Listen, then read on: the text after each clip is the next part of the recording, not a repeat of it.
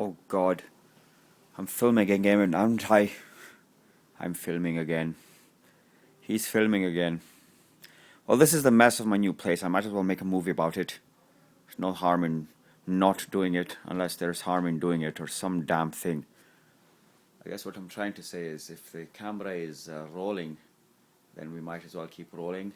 And seeing as I made a movie of the first place I moved into here in Toronto, which was Ali's place at 500 Murray Ross Parkway, which was a roasted, inflected dungeon of depravity, albeit on the 12th floor of said apartment building.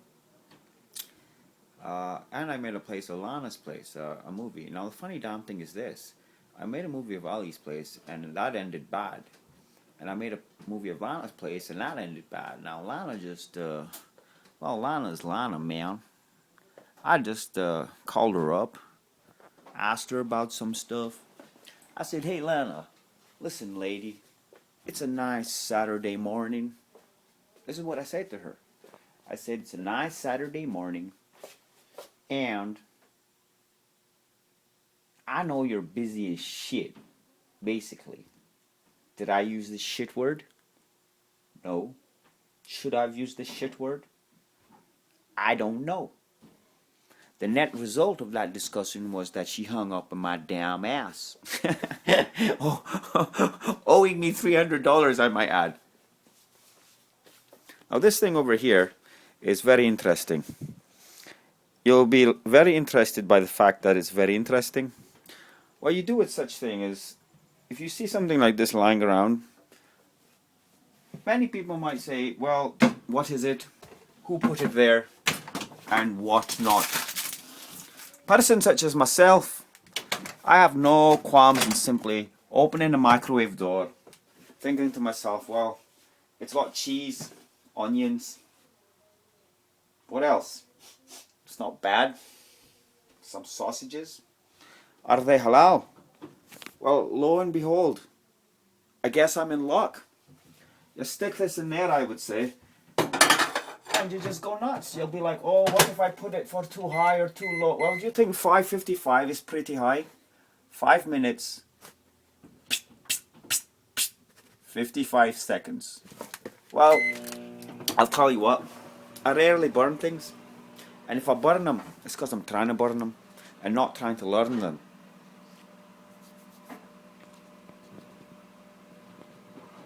I was going to say something witty about people, and it reminds me of a blog post I did once, because once again, you might be thinking something that takes you on a trajectory different from the one I'm trying to superimpose upon your fragile little mind, my little earthling friend, or interplanetary one.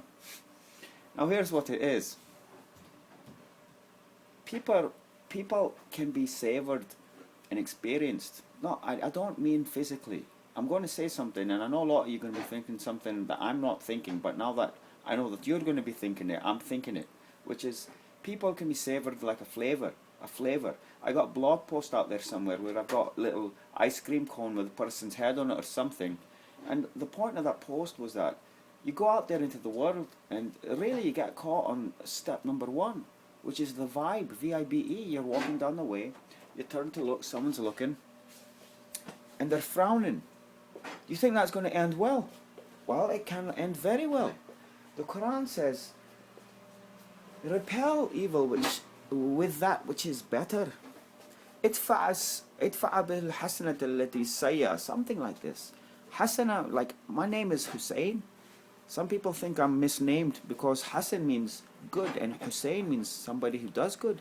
Now you'll notice that there's no emphasis on the S in there. It's not Hussein.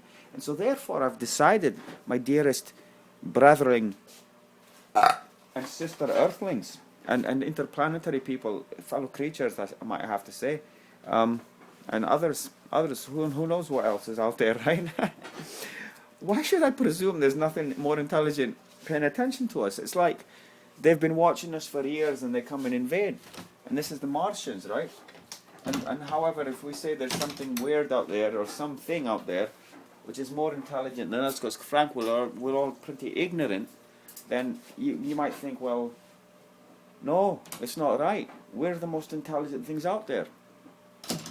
Well, there's three things. There's three things that I tell people they should consider to be de facto reflections of themselves vis-a-vis life on planet Earth. And this, by the way, is where I'm going next. This is the Rouge Trail. This little thing over here is Lake Ontario, all right?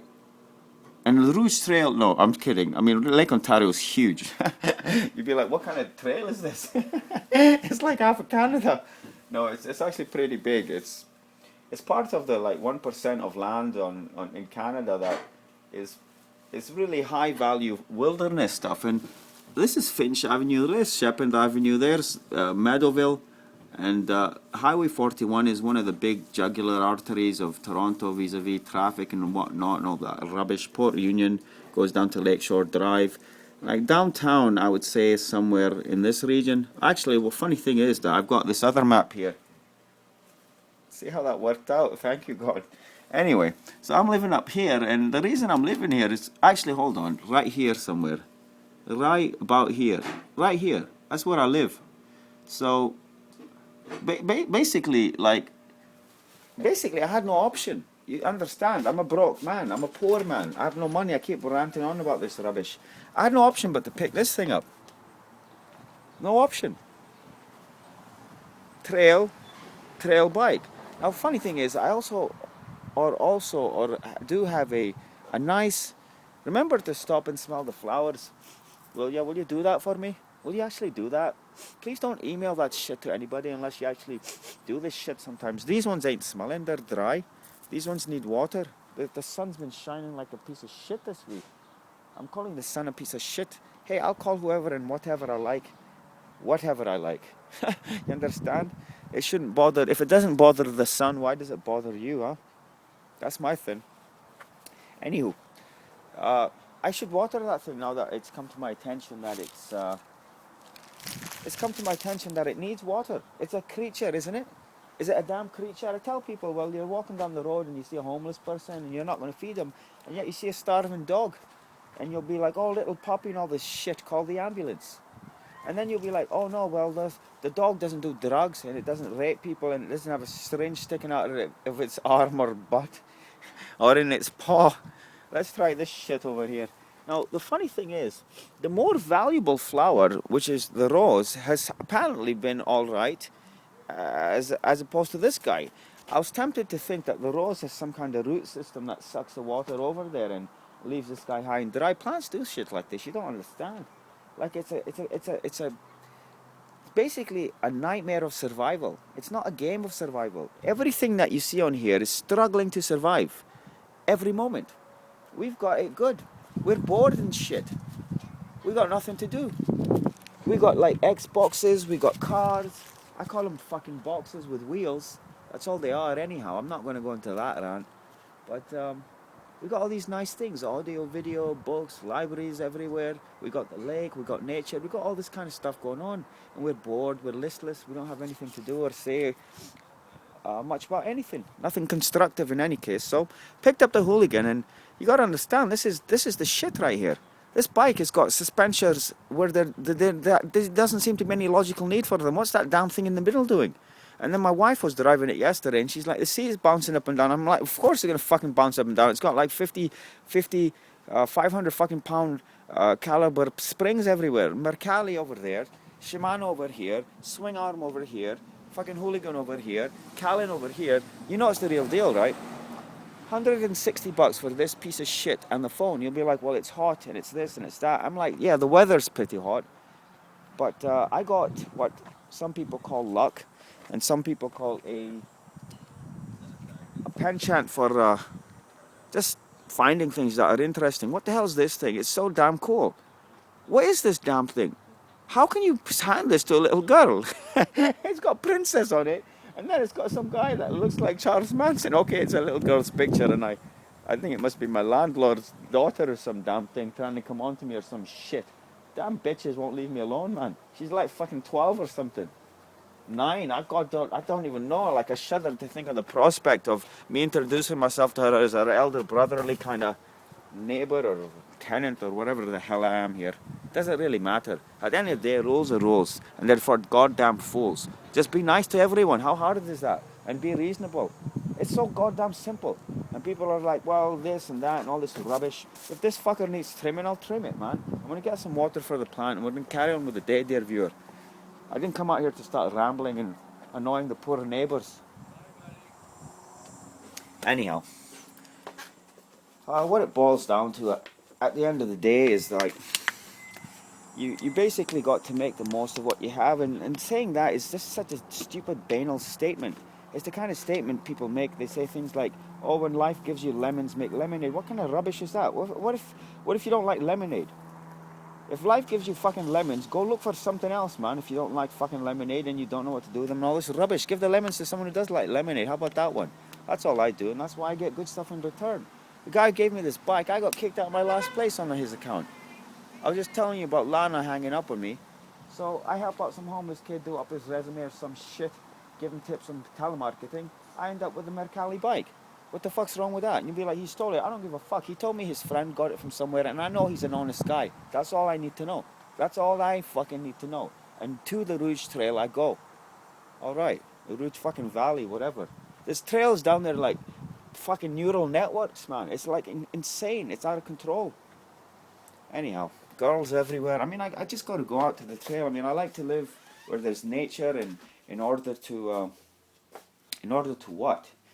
In order to just get away from things. It's like, I just want some peace and quiet. I got to go find it. Really, that's all it is. I've lived in Etobicoke, Scarborough, Mississauga, Brampton, downtown, uptown, midtown, shittown, you know. I love Toronto, don't get me wrong. It's the best city in the world, that's why I'm here. Now this thing over here is my latest masterpiece. You'll be like, it's a piece of shit, that's for sure. I'm hoping it might elicit some reaction. Let me show you this other stuff. The one I would really want to show you is not even here. Like my roommate liked it. He's like, I want it. And I left it lying around, and I put a ribbon on it for him. A ribbon of sorts. He took it. He fucking took it. Anyway, I asked him for $10 and he's like, he's thinking about it. These kids are really smart, man. So this stuff is called Alfredito, and you'll see very quickly why. I'm hoping. You understand, we got the man of the moment on here. We got Mr. Hitchcock. We got a picture of him from a book I got. You can't really see it very well, but you know, I started out, you know, so the thing is this is street art. It might look nice and shiny on the camera. Wow, he's quoted it and everything. No, I just take some fucking sellotape. I take some sellotape and I just fucking shove it on there. Why? Because I want it to last, right? So this one over here, you might think it's called Metallica, okay? You might think it's called Metallica, but in the background it says, in the middle of a war, not started by the YRP. You might even make out the Y and the R to the P. You may or may not. I mean, it's a lyric from a Sepultura song. In the middle of war, not started by me. And I made this when I had the YRP, the Royal, not the Royal, fucking they are royal. They're royally alright. They're the best cops I've ever dealt with in my life. I take this fucking hat off to them. This little piece of shit, symbolism, I sacrifice at their feet. They're fucking awesome. They're alright. They really are. They got the motto of deeds speak. And by golly, they live up to that shit. They live up to that shit. They're sacrificing their lives and all this nonsense. They make customer service agents on WestJet look like fucking Winnie baggies. Whatever the hell that word is that I used on the other clip the other day that some people seem to have liked, or at least myself. Well, anyhow, in the middle of a war not started by the YRP, crazy tenant at Lana's house literally called the cops on me 3 to 4 times, and I had to call him once in between, and by that time the guy was like, hey man, I call YRP, I got him on my phone, I got fucking YRP on my phone, and like for Toronto there's this thingy, it's like star MPP, I haven't done it for ages, but it's like, you don't even have to call like because people are calling 911, I'm to assume, you're probably thinking about that stuff in the microwave too, huh? It's beeping and stuff. You notice I'm not even worried about it, right? I don't want to boast or anything, but it's like, I know it's going to be good looking, and I know it's going to be delicious. The only thing I don't know is how I'm going to brush my teeth, make some toast, and take care of all this other rubbish. I just want to finish getting stuff into my bag. It's basically packed. I want to just get out onto the trail. Need to eat something before, and